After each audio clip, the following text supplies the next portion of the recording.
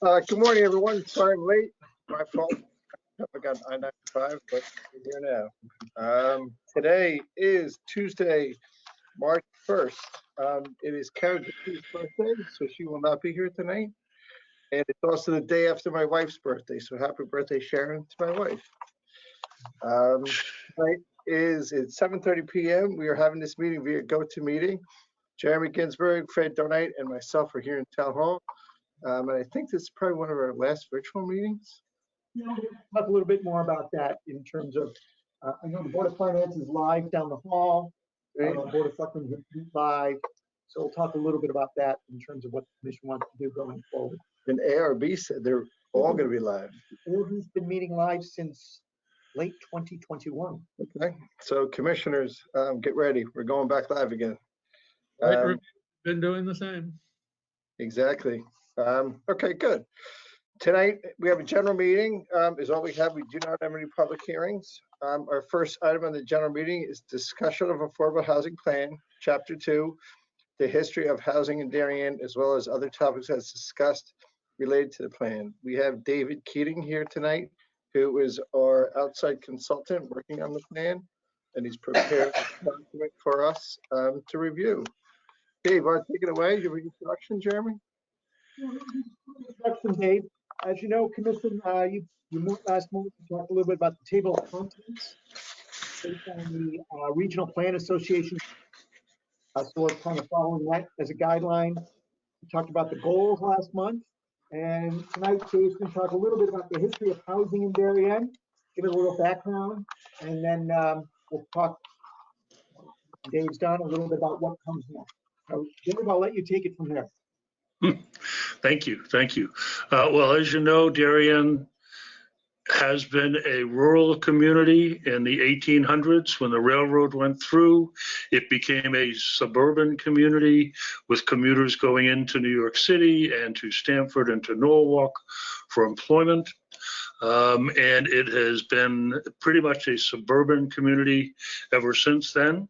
We are served by two train stations, Naroten Heights train station and the main Darien station, which is adjacent to Route 1, which has been the Boston Post Road, which has been a main thoroughfare since colonial times.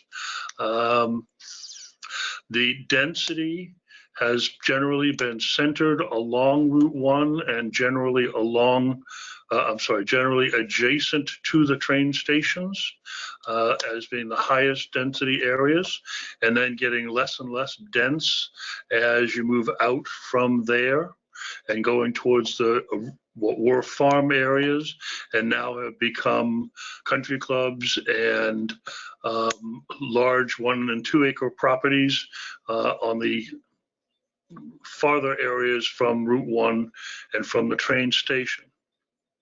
Train stations, plural. A lot of the discussion in chapter 2 has to do with affordable housing projects that had been created by the Darien Housing Authority, which were Allen O'Neill and the Old Town Hall Homes site on the corner of Academy Street and Boston Post Road. Allen O'Neill got converted to the Heights at Darien, and the Old Town Hall homes got converted to, and I'm sorry, I'm drawing a blank. The Royal at Darien. Yep, the Royal. Okay, because the Old Town Hall had been the original Royal School. And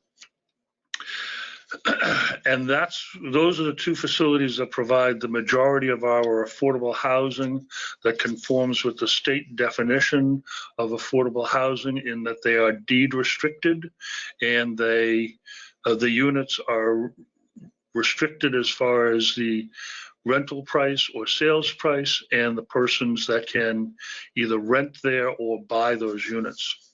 There have been a number of other developments that have occurred, such as Avalon and Pemberton 16, where additional affordable housing units have been created under Section 8-30G of the Connecticut General Statutes. And those units then count as being affordable per the state definition because, again, they are deed restricted and rental or sales restricted, and the income level of the people who are residing there is also deed restricted. There have been 2 moratoriums that have been accomplished in Darien under Section 8-30G because we are moving forward and moving toward what has become the goal of minimum 10% of the housing units in town becoming affordable. Although technically that's not a goal set by the state, it is what has been de facto become a goal for different communities, because once more than 10% of the dwelling units are affordable, then the community is no longer subject to the appeal process as defined in Section 8-30G.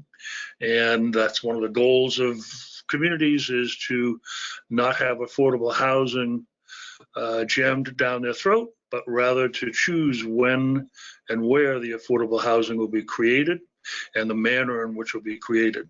So part of the affordable housing plan is for the Planning and Zoning Commission to start to make some decisions about how you want affordable housing to be created. Do you want it to be created in all neighborhoods where every property could have a second dwelling unit, and that could be an affordable dwelling unit? Do you want it to be concentrated along transportation routes, bus service, train service areas? So that would concentrate things along the Boston Post Road and along West Avenue and along Tokenique Road, because that's where there are bus services. Do you want to have large scale developments in fairly large buildings, like at the Old Town Hall Homes site, the Royal, where it's all those units in one large building because those are for elderly persons? Or would you prefer to have a smaller scale development like the Heights at Darien, the old Allen O'Neill development, where there's 2 or 4 units per building?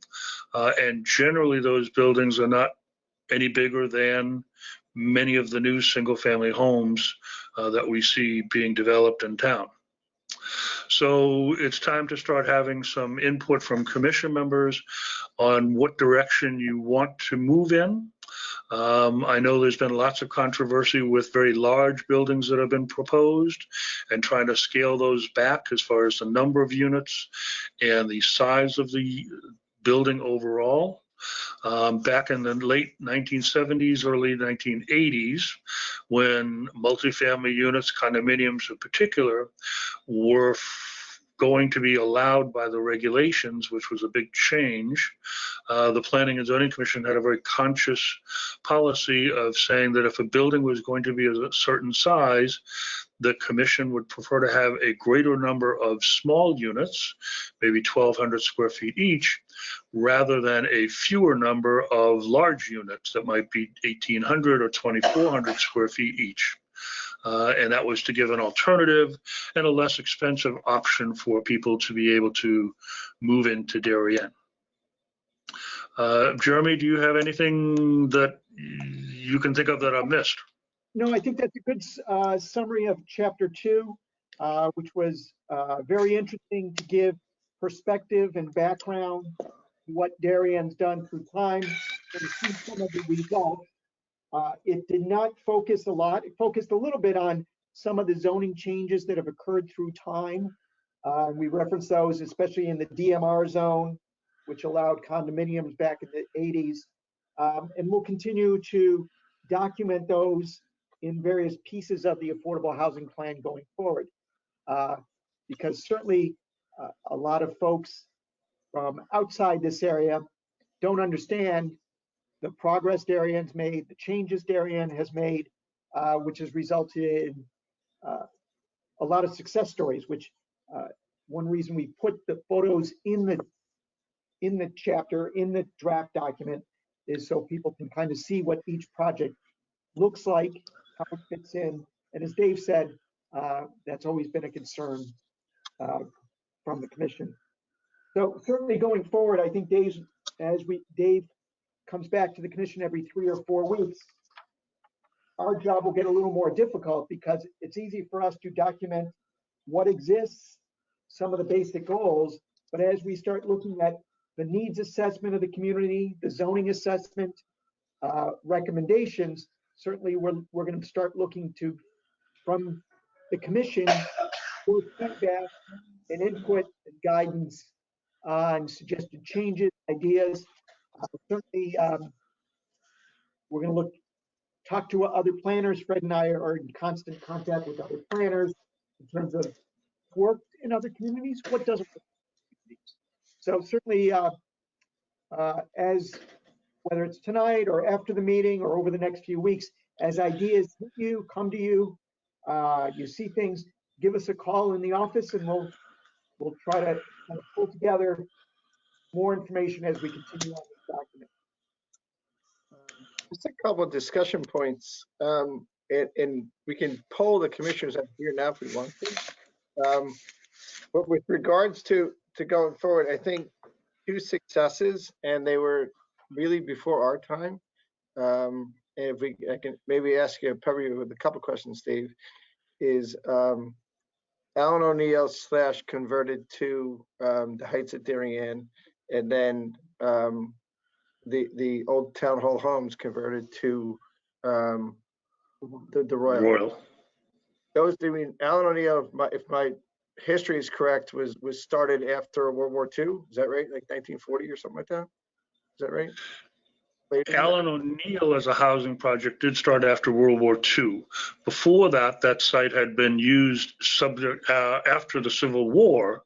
It started as the Fitch Home for sailors and soldiers and widows and orphans. And it's been housing there for a long time, other than single family homes. But yes, Alan O'Neill, Mr. Allen and Mr. O'Neill were 2 sailors who were serving on the battleship Arizona when it was sunk in Pearl Harbor on December 7th, 1941.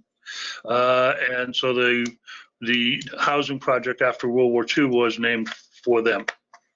So my point is there, I think what is something we need to think about is those 2 projects in particular are 100% affordable housing. And that's when they've been successful for generations. And they also, the physicalness of the building have a shelf life where after a number of years, they get knocked down and get rebuilt and do it all again. That happens around the country. So I think the thing that we want to think about, is it a good idea to have a 100% affordable building at some part in town, at some point in its life? Or is it better to have, 14% or 30% of the housing in a bunch of different buildings around town? So, I mean, as part of the plan, I would love to have those options in there where, for argument's sake, if you could find a site in town that the town could get control of or has control of, to make that a structure that is 100% affordable housing. Because it's, and I don't know if I want to check out a word, which is a legal word, the 10% goal that we're calling it, that, to my recollection, is a mandate. It's a state mandate. Right. The 8-30G state legislation says if you are less than 10%, you're subject to the statute. If you're greater than 10% restricted affordable housing, then you're exempt from 830G. So oftentimes, not oftentimes, you won't hear of developers going to Stanford or Norwalk or Danbury for an 830G application, because 830G doesn't apply in those communities. They can apply to change the zoning, but they don't have the switching the burden that 830G brings with it. But with 99% of the housing that's built in Stanford and in Norwalk, where they're not subject to this, that those things end up being 10% affordable anyway. Well, because they have inclusionary zoning requirements like Darien. Right. So what they're methodically doing is making sure they're above 10%, and by keeping each of their developments at least 10%, they'll never drop down by 10%.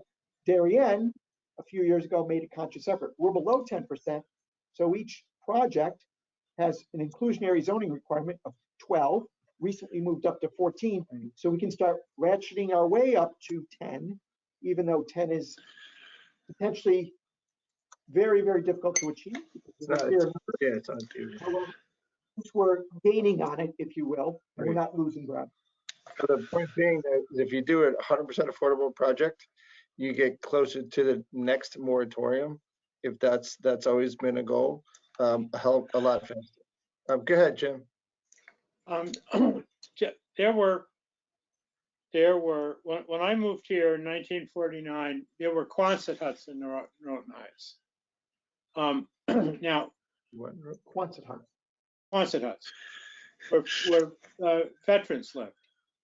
Got it. Now, who owned that land at that time? I believe it was owned by the United States government. I believe during World War II, it was used as an Army or Navy communications training facility. And that's what resulted in the Quonset huts that were used for housing for servicemen and I was going to say servicewomen, but I don't know. There were also some officers' quarters that were built that are homes along West Avenue. And there was an apartment building, a brick apartment building in the back near Fairfield Avenue. But yes, the style of the housing changed after World War II, and the little, I'll call them saltbox style houses, replaced the housing of the old Quonset hut. And that's what it became, the Allen O'Neill project that was operated by the Housing Authority. Okay, the reason for the question, and I've got the same question about the Old Town Hall houses. The difficulty, it seems to me, with a project that is going to be 100% affordable is who's going to pay for it. Because if you've got affordable housing, the rents are not going to carry the cost of the project unless, in the case of the town hall houses, we already owned the land and the only cost we had was the incremental cost of improving the building. So if we wanted to do a 100% affordable project, where would the money come from? Well, that's let me try and answer that first. That's a federal program and a statewide program. So all those two projects got built with it's called CHAFA money, which is the state of Connecticut's money. Where you apply for it, and I forget what the CHAFA, the acronym means, but it's Finance Authority. yeah. So you get CHAFA bonds. So relative to that, Mr. McClutchy and his company, Imagineers is the operating company, but I forget the name of the company. They apply, or the town actually applied for the CHAFA funds. So we got the CHAFA funds from the state of Connecticut, and then you also get tax credits that go with it, and then you sell the tax credits. So both of those projects cost the town nothing except for the contribution of the land. Town did So for the Royal, one of the town's contributions, Steve's right, it's a variety of funding sources. I believe one of them was tax credits. One of them might have been tax breaks. And then for the Royal, they did get some money from the trust fund. The money that developers pay in lieu of building a unit or in lieu of building a fractional unit. David Genovese had put money into a fund, that fund, which is in this document, and that money was allocated to the Royals project as part of Darienne's contribution. So you're right, Jim, they're not profit centered, but someone, developer, builder really needs to know a lot about financing to know where the money is and how to get to that money to make it reasonably economic for them. Yeah, it's a whole industry out there. If we wanted to, in our planning capacity, envision one of the underutilized office buildings, Tokenique Road or one of Nielsen's buildings or whatever, and convert that to 100% affordable, we're going to have to get money from, we're going to have to get free money from the state or something. Right, ends up being a private part. There ends up being a private, public-private partnership. So in terms of that, for argument's sake, say the town bought a building and paid $5 million for it. Then you put it into the public-private domain, and that's our contribution. Relative to Alan O'Neill, what Jeremy was alluding to is correct. In my recollection, is we already own the land, so we had the land for free because we got that from the feds, after World War II. And our contribution was the pilot. We gave them a pilot, which is payment in lieu of taxes. And so that's part of it. Then they got the Chaffa funds, and they also got equity financing. In the Royal, we gave them the money out of the trust fund. So the town's always giving something, whether it's the land or it's a tax break or it's something. The town's got to have, skin in the game too. And that's how those two projects. I think the second project got us to the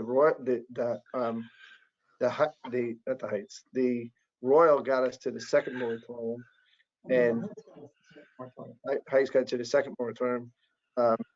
And Avalon was a big part of the second moratorium also.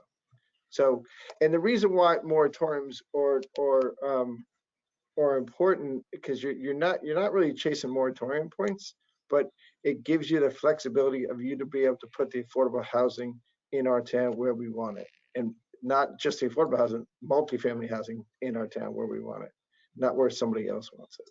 But I think, Jim, you make a good point. As Dave and I work on this, I think that will be certainly one of the ideas or recommendations or goals or whatever you want to call it, is oftentimes got to be a public-private partnership, that the town alone can't do it.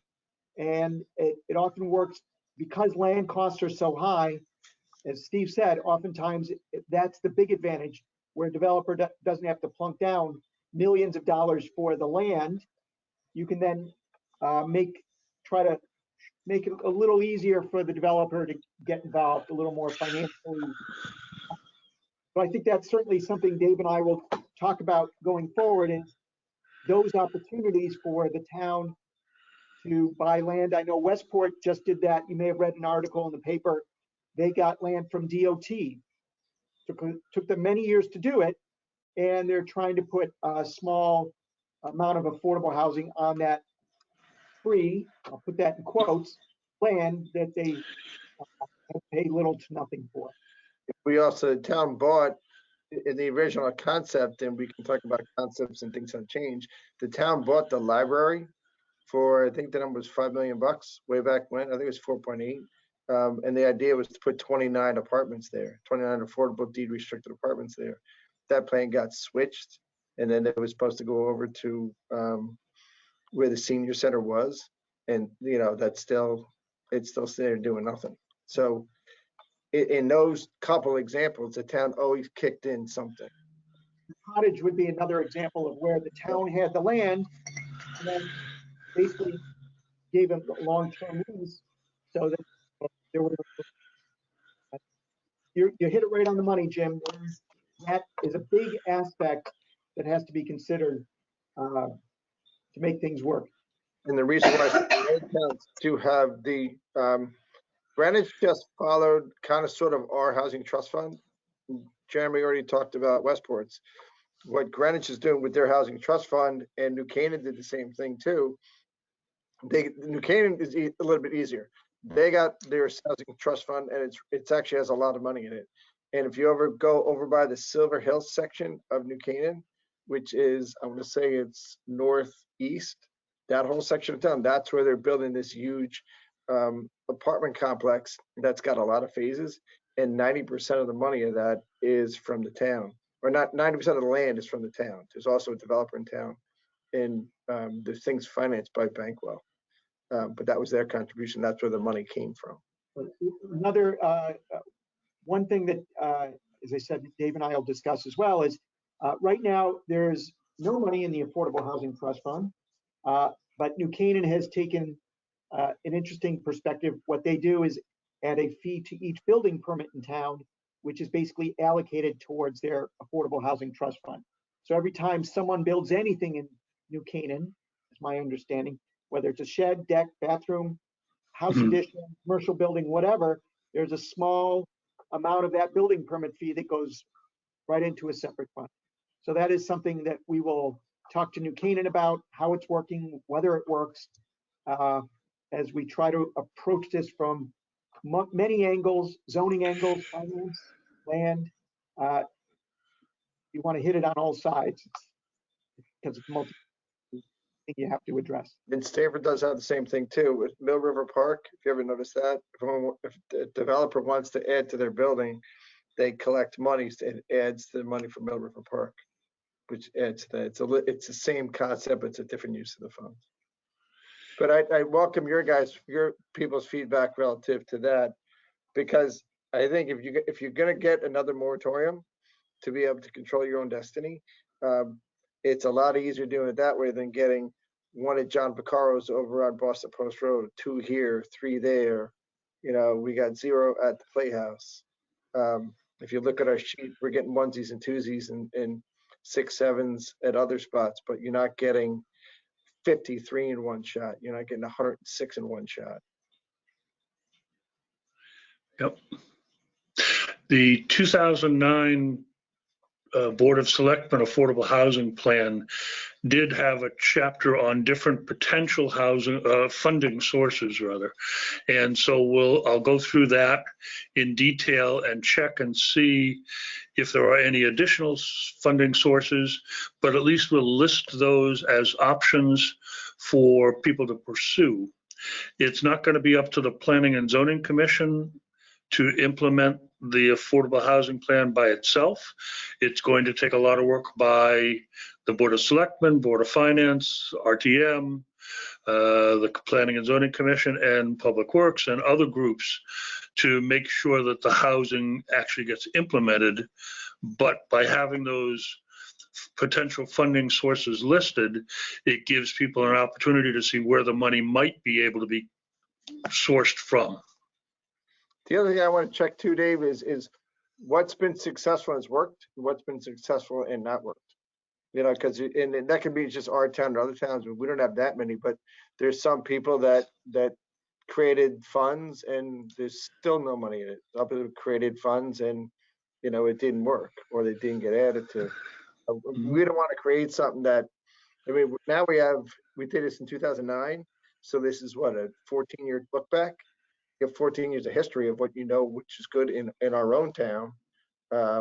But in other towns, I think is a little bit more important because, you know, we know what we did for 14 years. And I mean, I think our things were successful. I mean, I know the projects were successful. We never got that much money in our trust fund though, because it never got funded. Yeah, and I think one of the problems the committee has, the trust fund committee, is when they do get money, how do they know what kind of projects to fund? That's always difficult. You don't want to use these town resources. So the Royal came along at a perfect time where they're able to use that money from that other project, but that is always a predicament. I don't know. Certainly, maybe New Canaan doesn't have that problem. I'll have to talk to the New Canaan. But they don't, because they have that project. They just keep throwing money at that same project. But Greenwich just started theirs. Greenwich owns a lot of their 100% affordable housing complexes. And they are, I'm going to say, built before, is it 1980s the date? Yep. They're built before 1980, so they don't count towards their moratorium. But now what they're doing is they've created a trust fund to go and renovate those units, which is copied off of a model from New York City, where if you renovate those units at a certain level percentage, then it lands up falling into the affordable housing realm. And one of the things to renovate is, one is like put in air conditioning, 2, change the windows, you know, convert it from oil to gas. You know, those are the kind of things that they do, and rewire for electricity. All those upgrades, if you can throw those dollars at buildings, then you get that percent up, then all of a sudden becomes affordable. Okay, but that's why I said at the beginning, both the Royal and the Heights, those have always been cycles, and after 40 years or 50 years, you just bulldoze it and you start all over again. You know, so for you guys, it's something to think about if you think it's a good idea, and you earmark sites or something like that, or not even earmarks, because who knows what's going to happen next, or you just like go in the, you know, 12% roll for the next X number of years. What else? As part of this process, and I pulled this off my wall today, can we get this chart updated again? Yeah, in fact, Kara asked me about that, Yeah. the chart of affordable housing in town. So that is, well, date on yours is what, March 2020? March 1st, 2020, yeah. Yeah, so it's, believe it or not, 2 years ago today. Yeah. So there's been some changes. So for the next meeting, I will have an updated chart. It's not easy. I mean, this is Well, hard. as I said, Kara asked the same question, so I started in on it, but I just want to double check a few things. But it does, a lot of progress made in 2 years. So we will update the chart. And then just for the notes on here, I had on Selleck Woods was missing, and then the addition to Atria was missing. Yes. And Village Ponds is not on this chart. If you guys remember, there was a press release 2 years ago. Villager Ponds is not on it, and Clock Hill Homes is not on it because that's all prior to 2020. This was a 20-year look back. We'll talk about the Atria expansion. I know Kara said the same thing. Put the assisted living facilities in there just as a separate subject. It's And diversified housing. So, yep, you were going to see a new chart.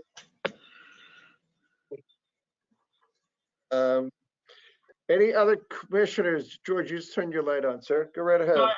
I just wanted to inquire, really get a little context. I know our mission is not to strive for another moratorium, but just for information purposes, it looks like something over 100 points was required in both 2010 and 2016 to get a moratorium. And it looks like the three big projects, Darien Commons, Naroten Heights, and Corbin, would get us about 36. Is that, so we can't say we were making a big stride toward a moratorium at this point. You think that's fair? I would think, George, it's a very fair point. The reason we can't give definitive answers at this point is a moratorium is based on the most recent census. So you can see that the 2010 moratorium required 106 points. Then once the 2010 census numbers came out, it increased the number of points we needed to 141. We are still waiting to hear back on the 2020 census to know what target we need to aim for, so to speak. But you're right, George. Unlike Avalon, which had 189 units, 47 affordable, or the Heights of Darien, which had 106 affordable units, we don't have a project like that for this moratorium. So it's going to be more drips and drabs. I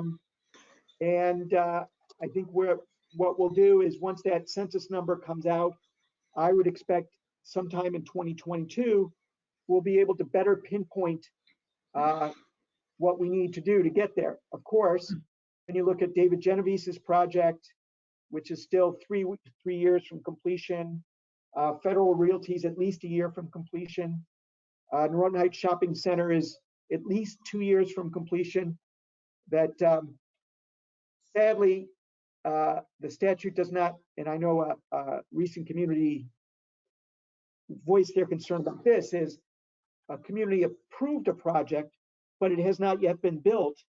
And so they're left with, wait a minute, state of Connecticut, we're approving projects, they're just not getting built for a variety of reasons. And the state of Connecticut, of course, was not sympathetic. And is it fair to say the greater the population, the greater the number we need to meet? Exactly. It's based on 2% of the number of housing units in town. So once that number comes out, we'll know. But you're right. Darien has slightly increased its number of housing units since 2010. So no doubt in my mind that the number will be higher than 141. I just don't know the exact number. Thanks. As quick math too, relative to the three projects Jeremy mentioned, yeah, there's 189 units at Avalon. 25% is affordable. Yeah, I thought it was 30, but my math, because that's an 830G project. A lot of people don't know that.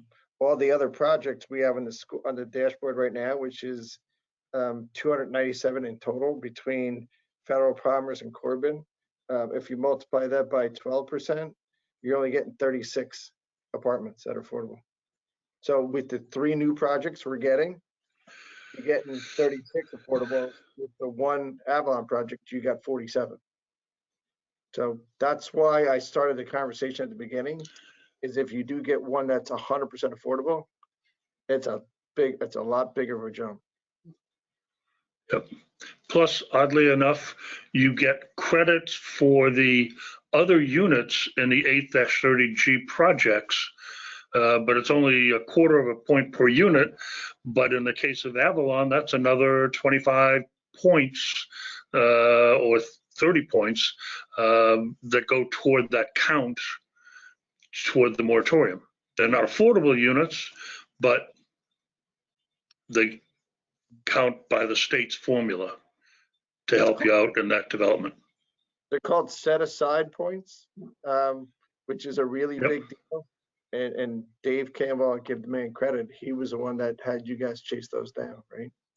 Yeah, it's a tough, certainly when you talk about a moratorium, it's very difficult to document. And I know some communities have had that problem is they think they have enough points, but it just takes a person months to track down all the documentation to allow the housing department up in Hartford to say yes. Yeah. So it's a quite an effort to pull that together. And but certainly it's something that we're keeping our eye on. And I think, George, one other point which relates to that is, and I think I mentioned it somewhere in here, that the deed restrictions on 830G projects are only 30 years or 40 years, depending on when it was built. So the Avalon units will, in 10 years from now, those affordable units will turn into market rate units, and we will no longer have credit for those. So that's, I think, in 9 or 10 years from now. So Completed in there you go. As we kind of increase the amount of affordable housing, in 10 years, it'll drop back down because those deed restrictions only lasted 30 years. So therein lies another problem that many communities face in the state of Connecticut. Yep. Adam, you getting all this? I know you might be a little bit new to it, but I've told that you really get yourself up.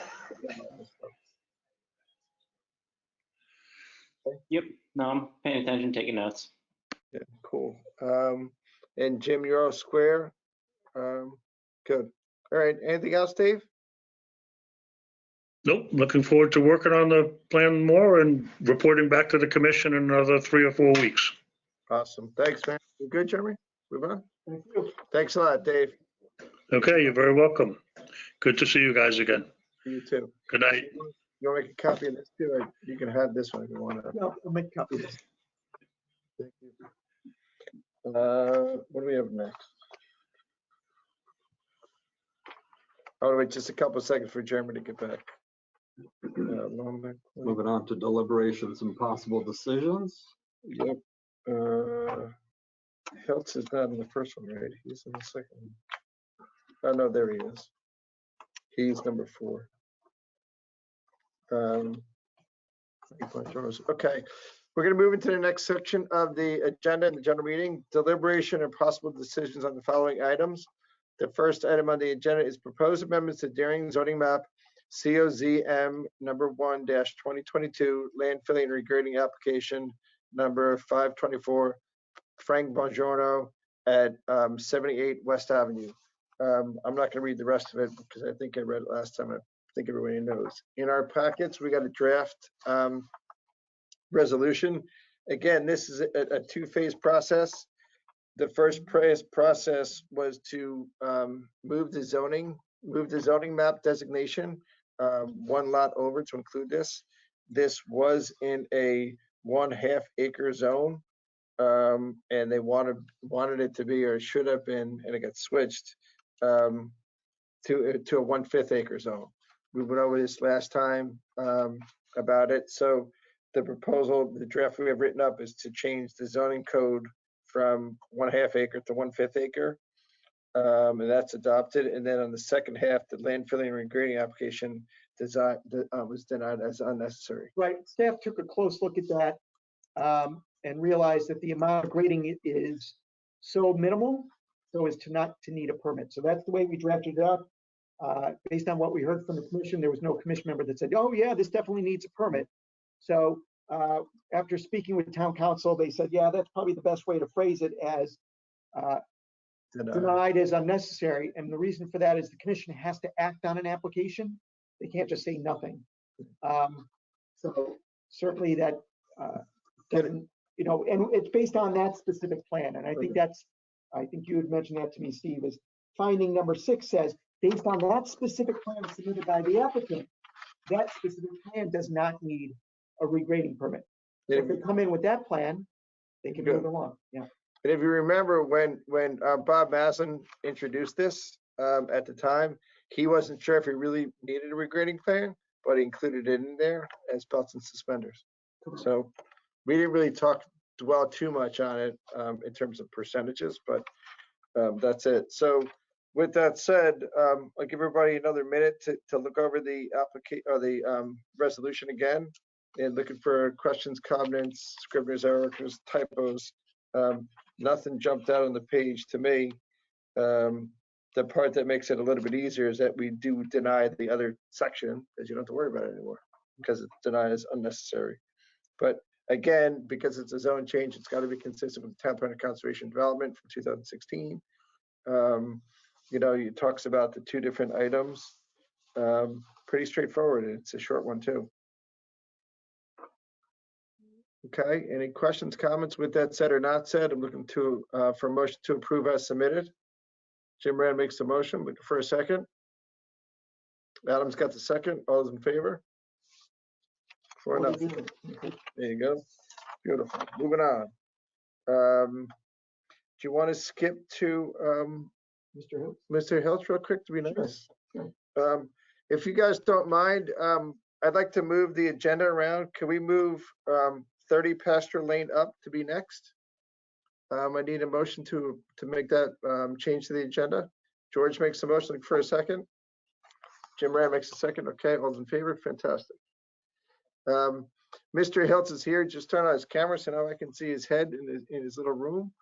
The next item on the agenda is going to be coastal site plan review number 368, flood dam prevention application number 421, 6 Lighthouse LLC at 30 Pasture Lane.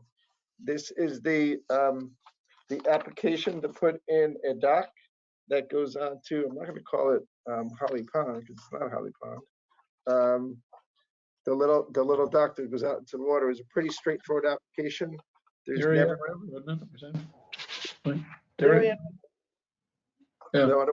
Yep. There's never been a dock at this location. Remember, there was some special kind of, I guess I opened up the Pandora's box when I asked what kind of ragweeds were underneath the dock. Pragmites, sorry about that. Know your weed. He's gonna put something in there. So again, if you guys remember, this is where we have about 4 feet of jurisdiction before it gets into the water, and it was approved by the DEP, the State Corps of Engineers, and Mr. Hiltz has a business that gets all these things approved, so he knows what he's doing. Give everybody a minute to look this over one more time. Fred did a good job writing it up. Darren Ostefine is included in here. He signed off on it. There was no public comment on this one. I don't think we have anything special in here, right? No, if I recall, this was pretty straightforward. So you'll see that the draft is pretty straightforward as well in terms of conditions, stipulations. And I bet you Mr. Hiltz's client wants to get his building permit fast so we get it back in before springtime. Question, comments, scrivener's errors, typos, anything on this one? I'm saying no. Looking for a motion to approve as submitted. Jim Rand, you're the ocean guy. Adam makes the motion. George got the second. All those in favor? 4-0. Anything close to the water, it's Jim Rand. We go back to 1929 when they had tents there and cottages. All those in favor were yes. Fully approved for nothing. You're all set, Mr. Hiltz. Thank you very much, everybody. Have a good night. You're welcome, sir. Back to the agenda again. The next item on the agenda is coastal site plan review number 366, flood dam prevention application number 419, landfilling and grading application number 525, Leslie Sutton at 223 Long Neck Point Road. This is a woman on Long Neck Point Road that's going to knock down her existing house, and the way it's been phrased is construct a new modest house on the site. It's definitely not a big one. It's got a detached garage with a little connection that goes to it. The garage has, I think, for 2 cars, and it's got an attic in the roof that's not usable. There's a partial basement under the house, and because it's close to the water, they have to come see us because it's inside the camp review area. Everything was outside the flood zone, right, guys? Yes, Yeah, and Harry Rochfeld was the right. You may recall that engineer. Did you spell Harry Rochfeld's name right? On number 2, page 2, number 2? Yep, Yes. that's right. I thought it was Rochfeld. I'm sorry. Sorry, Harry. Anything special we should know about No, this one? nothing special. Looking in here, nope, nothing unusual. It's pretty typical conditions of approval relative to working in the flood zone, CAM area. The riprap outlets at elevation 18, which the state said, yeah, make sure you try to keep that out of the flood zone. And I think the commission has done that. And again, to keep Darren us find everybody happy, we get as-built surveys for this one. We're also supposed to get an elevation survey in this one too, right? No, this one's outside the flood zone, so we won't need an elevation certificate because it is I remember that. it's being built at elevation 23, 24. That's why, yeah, that's way outside. Okay, questions, comments, typos, scrivener's errors on this one? Oh, if you insist. Go ahead, George. Paragraph 9, just a little nit. Go ahead, shoot. Commission finds that if implemented properly. Thank you, George. Thank you. Yeah. Good. Here we go. Anything else? Everybody good? Landscape proportion 15 Page 3. Good. feet. Good engineering. Okay. Then with that said, I'm looking to a motion to approve as amended or edited. George makes a motion. Looking for a second. Jim Rand makes a second. All those in favor? 4-0. 4-0. Fantastic. All right, done. Next item on the agenda is special permit application number 323, Yan Lang Tang at 682 Boston Post Road. This is the husband and wife team that owns the building that wants to put a massage therapy on the first floor that was going to replace an existing tenant. It has about the same amount of traffic that was in there. So this is one of those, I mean, I call them old fancy houses or old historic houses on the Post Road on the way to Norwalk. Only gonna be a couple treatment rooms, only gonna be a couple employees. That's detailed in paragraph number 2 on page 2. It's a little small private business, 6 clients a day. There's no real connection with the house next door, right? No. No, it's all freestanding. No main changes to the house. This is just the other reason why we see this, because this is a service Personal service use use. in the DB zone, which is allowed by special permit. This is okay. With that said, any questions, comments, scrivener's errors on this one? Nope. With that said or not said, looking for a motion to approve as submitted. Whose turn it is? Adam makes a motion. Jim Rand makes a second. All those in favor? 4-0. As written. Fantastic. Let's do it as written. Moving right along. All right. The next one may take us a few additional minutes. This is the easy part of the half part. The next item on the agenda, proposed amendments to the Darien zoning regulations, COZR number 8-2021, put forth by Naroten Heights Shopping Center, Inc., Naroten Heights Business NH Zone. Now, this is the proposal to amend sections 743 and 746 of the Darien zoning regulations permit childcare by special permit in this zone, and also 3-bedroom apartment units up to 2,000 square feet in floor area in this zone. So this is the Naroten Heights overlay zone, which goes basically from Hollow Tree Ridge Road to Naroten Avenue, and it goes from Heights Road to West Avenue. That's the extent of the entire road in the map that you see above my head.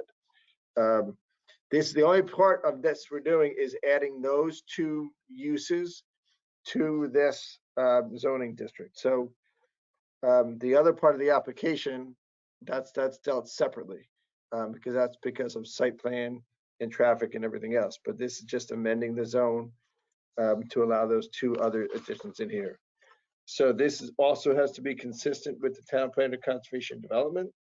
And that is findings number 5 and 6.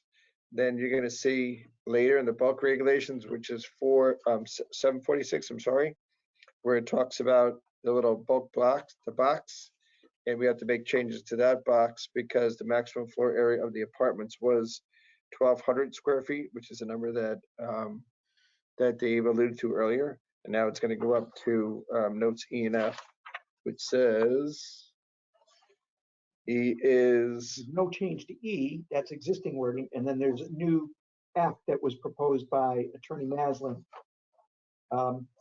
So one thing you see here in these changes is the resolution is written basically as proposed by the applicant. So even though the front says adopted with modifications, at this point, I'd not heard of any modifications. The only thing I took from the deliberations was Kara Gately had some concerns about making sure that not too many units would become 3-bedroom units. And so when I looked at what was put forth by the applicant, Bob had kind of included a stopgap, which is 2,000 square feet and 3 bedrooms for up to 25% of the number of additional incentive units. So wanted to kind of put this forth to the commission, but basically this resolution's been written to adopt it as written by and as proposed by the applicant.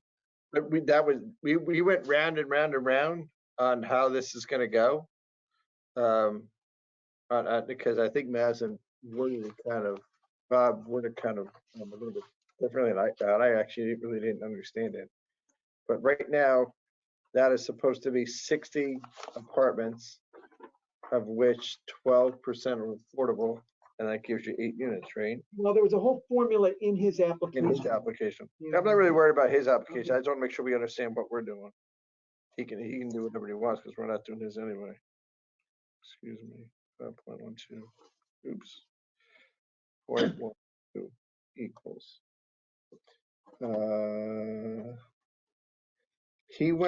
They went from 59 to 60 in that complex, right?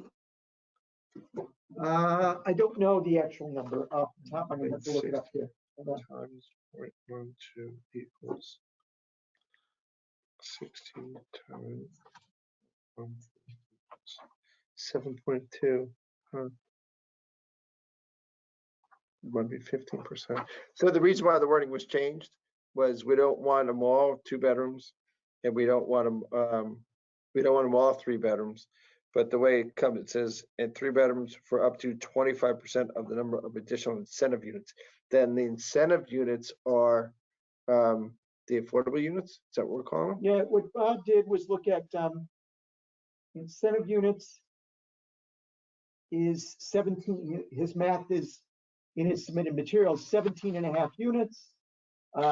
Thus, 25% of that would be 4.38. So they could not do more than 4.38 3-bedroom units. But I think the chairman zeroes in on an interesting issue that I don't really understand.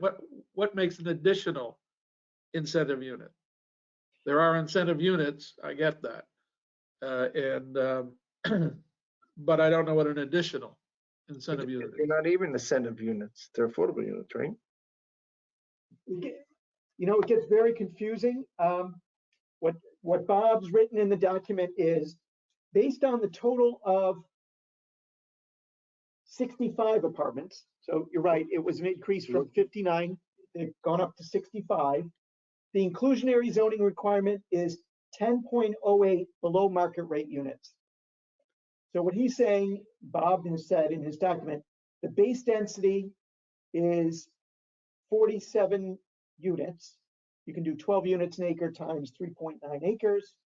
The base requirement is 12% of that, which is 5.7 units. The commission, let me stop you here. It may be easier for the commission to just say the maximum is 4. Instead of driving yourself crazy with math, is just say, you know what, you just can't do more than 4. Because it's never going to happen here again because it's like one zone. Right. And it's built out. Right. So rather than making a convoluted way to say 4, you could just say, and the max is 4. Because it's 65 units and 12% of 65 is 7.8 affordables. Why does he have that many affordables there? Because that's the base density, is the way Bob has phrased it. And my concern was if anybody comes back to read this section of the regulations in the future without regard to the heights, I don't think they'd understand what we're talking about in terms of additional incentive units. I agree with you 100%, George. As I wrote this up, I said, well, I don't know if the commission will understand this. I don't know if I even understand it. But anyone in the future who reads this certainly will not understand it. Yeah, yeah, so we can't do that. Because what our only other, unintended consequence, if that's true, is if federal want to convert some of their onesies and twosies and make some 3-bedrooms. That would certainly, this change would allow that. That change would allow that. So by saying a maximum of 4, it becomes easier to understand than. Because they might have 0 incentive units in there. Right, I get it. And if this way, if Federal Realty called, I could at least say, well, the reg is clear, 4 versus complex math. Is that okay with everybody else? I'm getting, yeah. All right, switch it. So if we change that, in developments that include incentive dwelling units under section 85, the commission may increase the maximum floor area and maximum of bedrooms in each dwelling unit to 2,000 square feet and 3 bedrooms for up to 4 units. 4 units, and take out all the other stuff. Such units shall not be required to be below market rate units. Do we want to include the incentive dwelling units in there or take that out? That's what I'm thinking too. See the first part? Yes, In developments, take out that. the word incentive. Yeah, so in developments, Include dwelling units under section 85, which is inclusionary zoning. right. The commission may increase the maximum floor area, maximum number of bedrooms in each dwelling unit to 2,000 square feet and 3 bedrooms for up to 4 units. Such units shall not be required to be below market rate dwelling units. And then we can go ahead with page 1 and say, yes, this is now adopted with modifications because the commission has now made the modifications. Correct. And I thought we might go in that direction, George. So Well, that's good. And I don't want to create another wrench, but is it clear to you what a dwelling unit is? And I'm thinking this has, bridges to different buildings and such. Is it all one dwelling unit or are there 3 or 4 separate dwelling units? No, you can put apartments in it if you want to. It's a dwelling unit that's a standard term for an apartment. It's just For one apartment? Correct. Okay. They call it DUs, they call it dwelling units, they call them apartments. The reason I don't use the word apartments is because of if they're condominiums, which is a Okay, good. I'm glad. Thank you. Yep. Any other questions? Adam, you okay? Good. Okay, Jim Rand, you're okay? This is just a zone change, remember, because once you get the zone change, then you got to, go after the special permit. So you may not get the special permit, but in this case, you have to let the zone change do it first. Okay. With that said, looking for a motion to approve this resolution as amended. I think George Ryan made the motion. Jim Rand made the second. All those in favor? 4-0. nothing. Great, thank you. And that'll Opposed? take effect on March 20th, a couple weeks. Just for the record, we are, as we talk about the next agenda item, we are working on draft resolutions for the Goddard School and the site plan for Naroten Heights Shopping Center. We have not finished writing them yet because, of course, we had to know if the zone change was going to pass. Right. Bob Maslin has sent an email to us allowing the commission 12 extra days to vote on those matters to March 22nd. Fantastic. We had called Bob earlier today and said, we're running a little behind in the office. So what we will expect to do is have a draft resolution for the commission ready for March 22nd. So if everybody knows, we have a meeting next week on March 8th, and I don't think there's any birthdays in my family. We have the next week off, and then we have March 22nd. So the staff basically has 2 weeks to write this resolution after we talk about it on our next agenda item. But you guys already started the bricks and sticks of it, the show. We did, it's, you may, you know, there's a lot There's a lot in it. that we have to get to and cover and make sure it's accurate. So we're gonna be working double time to get it done by the 22nd. And there's also, you actually have 2 resolutions. Right, there's too, one not for the just Goddard School, Right. issues related to the Goddard School, and there's another one related to the general site plan changes, which were discussed, and additional dwelling units, taking the below grade parking, putting it above grade, some other changes to the site plan, et cetera. So, So let me read this thing into the. Sure. So now the next items we have are deliberations only on the following items. Amendment to business site plan application number 295, special permit application number 294, land filling and regrading application number 401, Naroten Heights Shopping Center, Inc. And I want to read the whole thing. Proposal to amend the applicant's previous proposal to demolish existing buildings on the site and construct 2 mixed-use buildings, including the construction of an above-ground parking structure, reconfigure the parking and internal traffic circulation, create new/modified internal public plaza spaces, and perform related site development activities.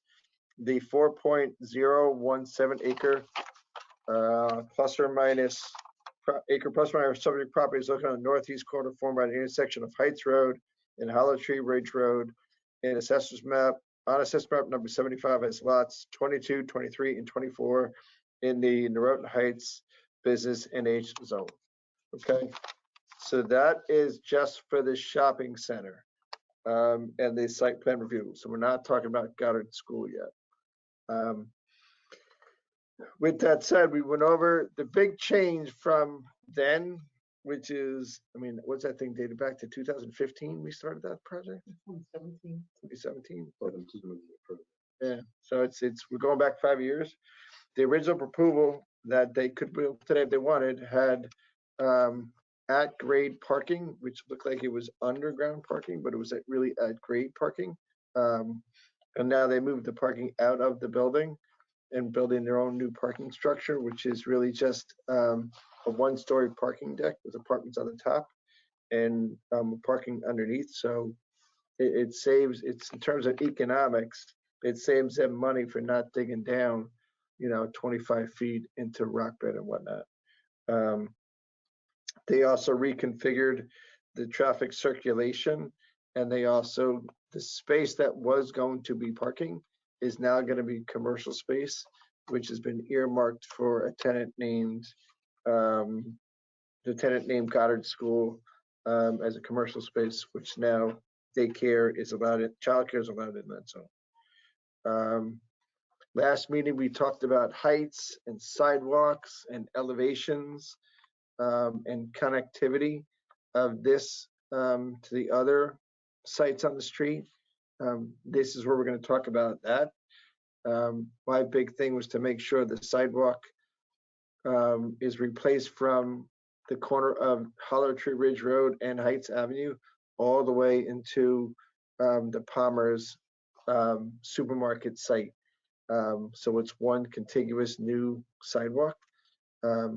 Their property, remember, ends at what's called at the Epi Computer Building, or that's Christian Science Reading Room, something else. It's Epi Computer. But there is also the cutout in the middle of it where the Wells Fargo bank branch is. In our last meeting, or 2 meetings ago, they gave us the new circulation plan, which is particular to the site, and that's what we're talking about. The circulation plan was really redone to specifically accommodate Goddard School. And that's why it was redesigned. So they moved some parking spaces around. Just for the record, can you record show that Jeff Ball is at the meeting now? I think Jeff, you got here like 5 minutes ago, Jeff, or right on time? It's 8:41 is what we have. There's Jeff. Jeff's here. A couple minutes ago, sorry. That's okay. That's fine. We just have to make sure the record shows that you appeared. So relative to the number of apartments, yes, it's the same thing. Number of apartments. In the old application, it was approved for 59. Now it's approved, and the approval they're asking for is 65, which is really the 3-bedroom apartments and a couple other ones that they included. Any other major changes? The retail is basically the same. The parking we talked about moved out, so it gives you more commercial space to lease out. They added the apartments, the 3 bedrooms on top of the parking garage. It was fully vetted by the Architectural Review Board to make the parking garage as not look like a parking structure as best they can. It does look pretty. I think it looks like a barn, like a horse barn was the design. Okay. Questions, comments, thoughts on this one? You want to go first, Jim Rand? Nope, you're good? No, I'm good. I have no further questions.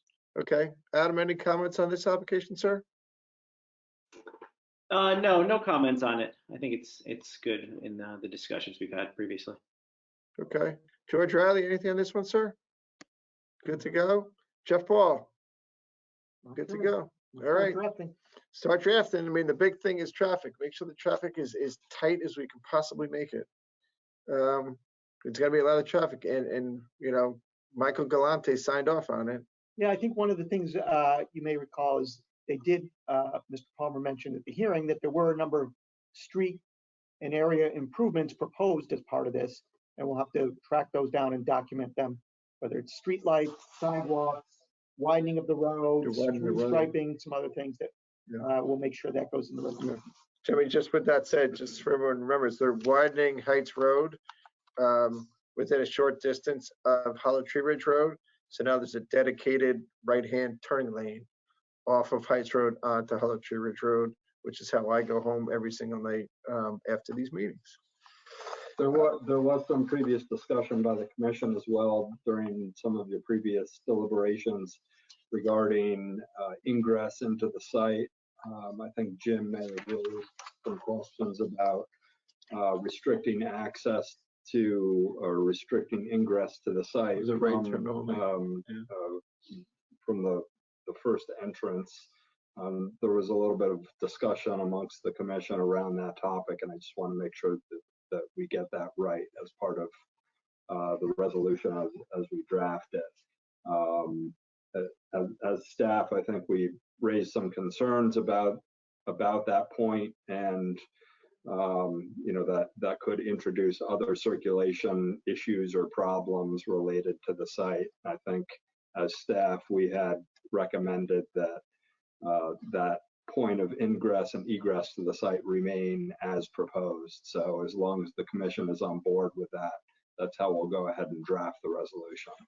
The only thing I would check it, because you're right, because what Jim Rand was making, we didn't want people coming off of Heights Road making the first left. That was the part of the discussion. Right. My input on that was with regards to, we kind of sort of did the same thing with Trader Joe's, but that really came down from the police department and the traffic studies, because there's an existing curb cut there, and there was a bunch of accident reports there. We don't have that here because the curb cut doesn't exist. Are we allowed to check in with the police department again to see if they have any comments, or is it because the hearing's closed, the hearing's closed? Yeah, usually something like that, the hearing closed. Why don't we check our notes? Yeah, check our notes. Read through the record, which is kind of what we do is as we start drafting, is read through things. And then you can either tie that into this one, or you can tie it into Goddard School. Like if you put Goddard School there, can't make a left-hand turn. Maybe one or the other. Okay. We'll take a look at that. Everybody good with that? Okay, all right, next item on the agenda. Special permit application number 170 Season Charlie, Naroten Heights Shopping Center, Inc., Goddard School, 346 Heights Road. Proposal to establish a new 11,276 square foot childcare center within the new Naroten Heights Shopping Center project to be constructed at 346 Heights Road. The 4.017 plus or minus acres subject property is located on the northeast corner formed by the intersection of Heights Road and Hollow Tree Road, Assessors Map number 75, as lots 22, 23, and 24 in the Naroten Heights Business Zone.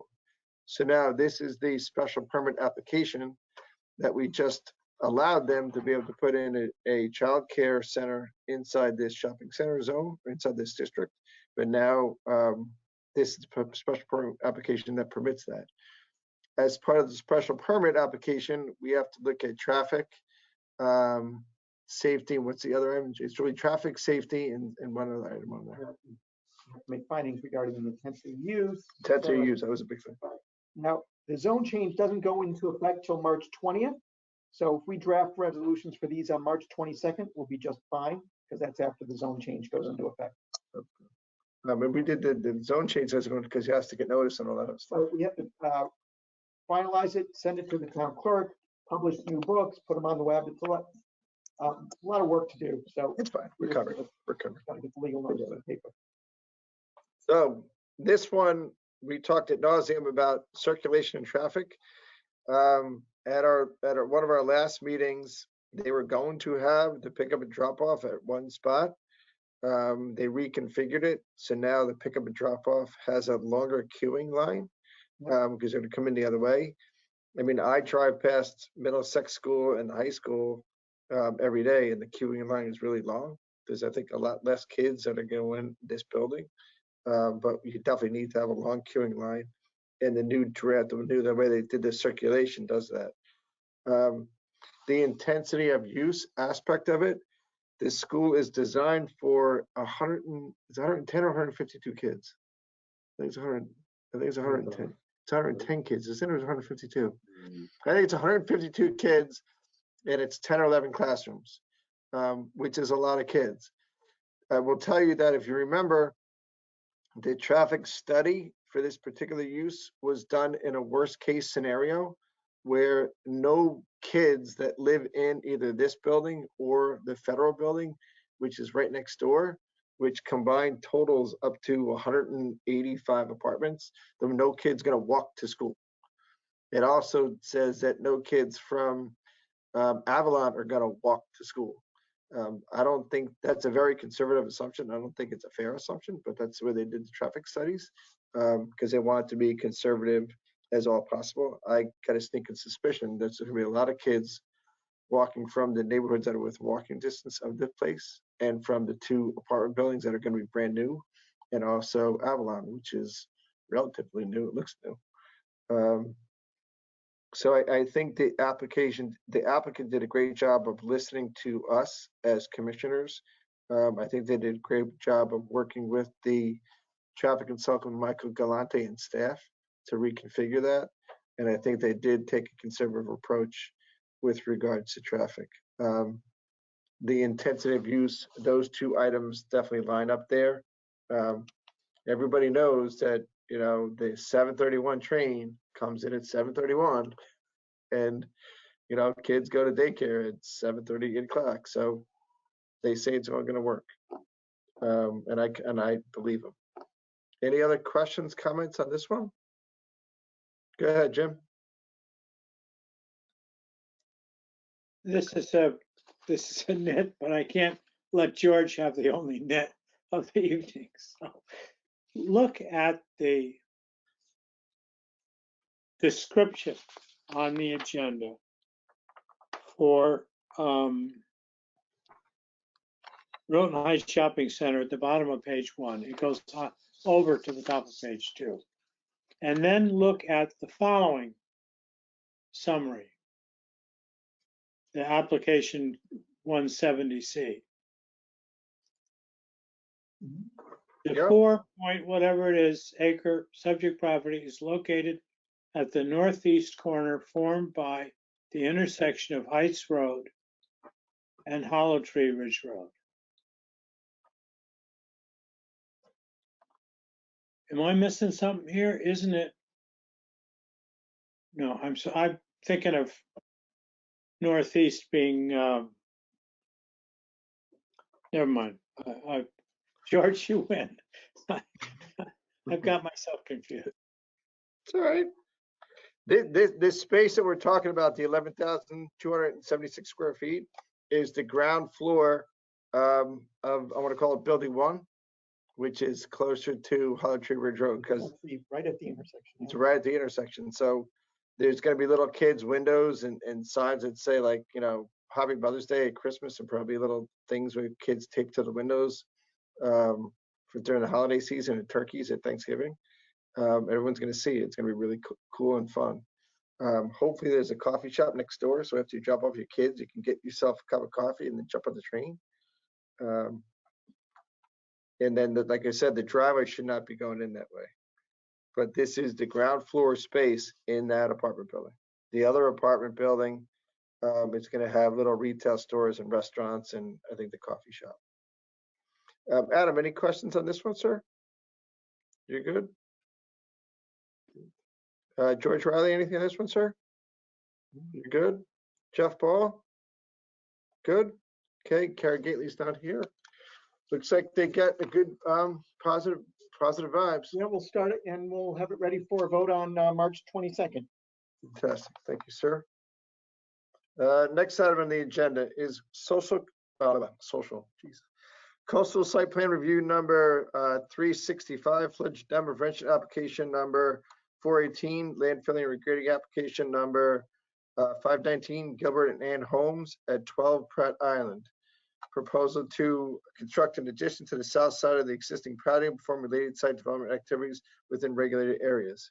Can we read this one again? The commission's deliberated on this at least once or twice. The applicant has withdrawn a portion of the application relative to the television that comes out of the, so that part it's been withdrawn. But based on what the commission's told us in the past, we're going to aim to draft up a resolution for your review and action on March 22nd. So this is the TV that's not coming out of the box?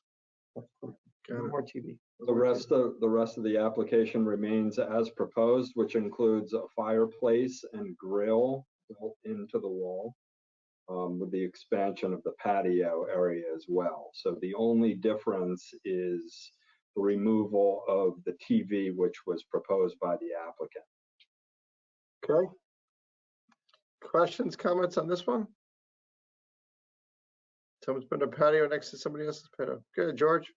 I think I've said before, maybe I was just talking with staff, but I believe it's a structure and should not be located where it is, the wall itself, so-called.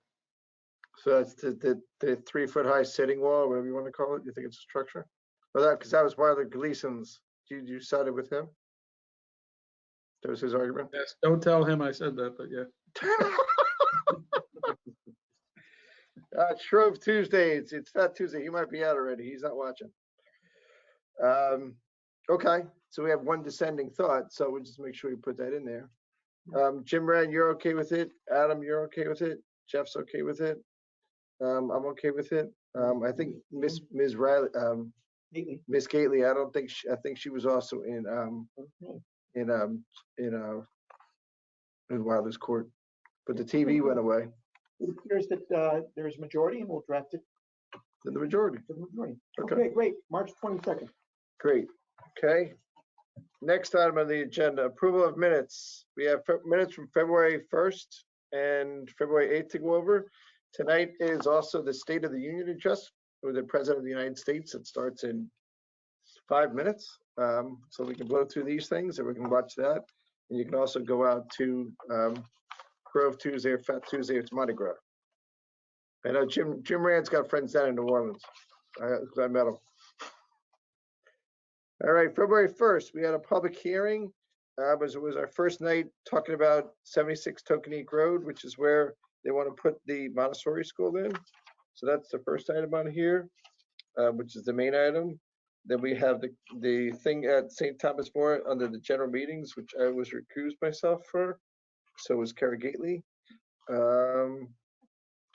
What was it? Kitchen and bath. That was the other one was Darien Kitchen and Bath. That's in Mr. Vaccoro's building where he wants to put a kitchen store in there, which is probably one of his guys he uses.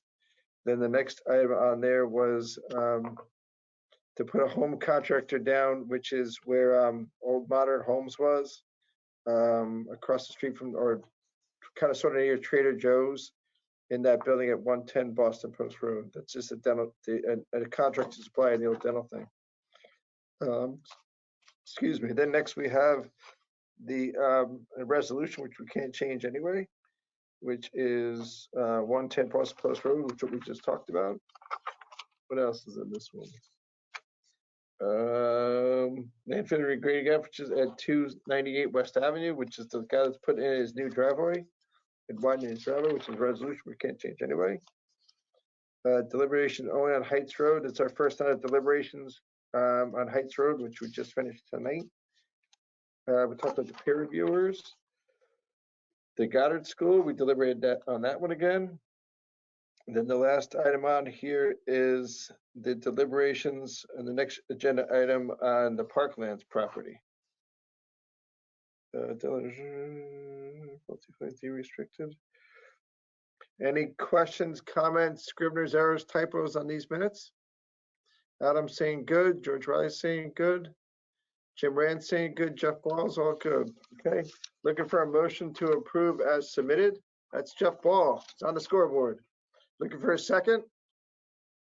Jim Rand's got the second. Adam's got the third. All's in favor? 5-0. Fantastic. All right, guys. 4 more minutes. You guys can shut off TV 79 and turn on CNN. Wrong piece of paper. Next item on the agenda, the draft minutes from February 8th, 2022. The first item on the agenda is 175 Brookside Road. It was a landfilling and regrading application. Those are always nice up there. Nice big 2-acre piece of land. Then we had a second night of deliberation or meeting on 70 Tokenique Road. 76 Tokenique Road for the Montessori School. It was our first night to do the zoning change at 78 West Avenue, where the gentleman switched his house from a ½ acre to a 1/5 of an acre. The next item is Miss Leslie Sutton's house on 323 Long Neck Point. We went over that again tonight and approved it tonight. The next item was the Tweedy property, where it was they just asked for an extension to file the map, which we gave them. The next item was 320 Brookside Road, where they drew up a draft resolution for that guy to split his, that's a subdivision, right? Landfill regrading application. And that resolution, which we can't change anyway. Then we have 249, Mr. and Mrs. Young. They're gonna flatten their yard out and do site stuff so they can have a soccer field and the crop field in their backyard. That's their resolution. We can't change that in any way. What else do we have? Parklands Drive, another night on that. We talked about their zoning change. Ms. Gately again jumped out on that one. Select Woods, everything's in there. And then this was the last Pete on this one was the first night of Dave Keating's talked about chapter 1 of the goals in the Affordable Housing Trust Fund, and then some approval of minutes.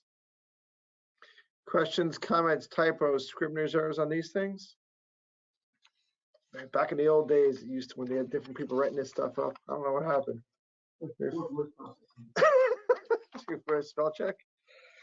All right, looking for a motion to approve as submitted. Jim Rand makes it. He wants to get to the thing. Jeff Ball makes a second. All those in favor? 5-0. Fantastic. Okay, chairman's report. I'm actually not going to have a real big chairman's report. Just that the only items in there is that the Darien Place, all those apartments are filled at the theater, and the apartments over at the new building that Vaccoro's is going to lease. those CFOs, I think, are going to be applied for in March, which is, we're in March right now. So he's trying to get those things open by the springtime. The last item is I know the people at Federal have been talking a lot to Jeremy with regards to tenancies and move-in dates. We're going to have stuff from Federal probably hit our dashboard pretty quickly. In the commercial world, it kind of sort of takes 6 months or 3 months to get a retail tenant in place. They were really trying to get some of the retail tenants and some of the ground floor tenants in place before September 1st, because the apartments are due to open on September 1st. So not to be, I don't know, a lot of who come back from vacation, at the end of August for practices and whatnot, they want to have those apartments over by September 1st. So today's March 1st, September 1st is 6 months away. So when we do get any other requests for tenants or whatever they need there, I just want to make sure we move it high up on the agenda so we're not holding them up, because they don't really want to have construction going on underneath the apartments on the first floor. But those are 3-story apartments, so I think at least from top down to bottom up. I think that's it. The next item on the agenda is director's report. What do you got, sir? Nothing new to add. Okay. Any other business regards 2/3 majority of the commission? Any other business from anybody? All right. The only other business we do have to talk about is our next meeting. Is it going to be virtual or not virtual? Well, I leave it to the commission. We do have 3 public hearing items. There won't be big crowds for any of them. And then a general meeting. It'll be a full 2.5-hour meeting.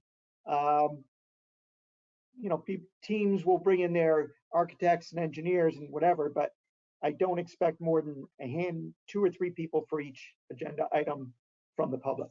Okay. So I leave it to the commission. I can try to find a room in this building. Can we get that? I'll see if we can get 206. I wanted to get your feel. If that's not available, do you want to go to 119 or the auditorium?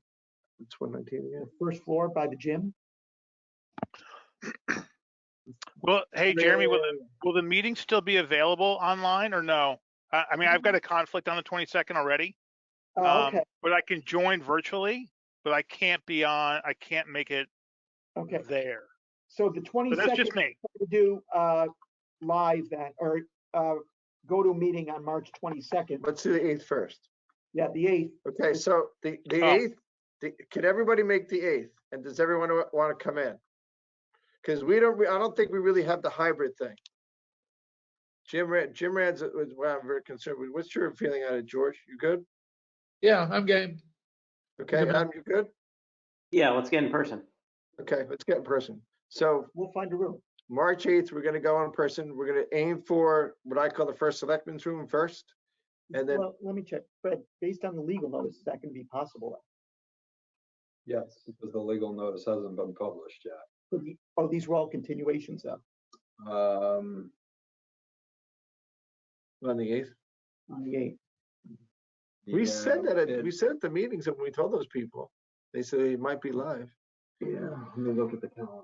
Yeah, let's see what we can do about getting a room as well. So we're going to do that. If not the 22nd, it's tough because 22nd, Jeff can't make it. yeah, we don't want the first night back to be a super contentious, 100 people showing up. So The acoustics in the auditorium stink. we'll keep working on it. Check your packets. We'll let you know for certain one way or the other right on the packet. Right. The goal is to get back in hybrid. I don't think we have the technology yet to have a hybrid, which is some of us live and some of us not live. I mean, we tried it the last time and it really didn't work. What do you say, Jim? I move we get to something interesting and adjourn. Yeah, there you go. He's right. Things started. Okay. We have a motion to adjourn on the table from Jim Rand. We have a second. Jeff Ball is making a second. All in favor? Good night, everybody. Thank you very much Thanks, for guys. attending. See ya.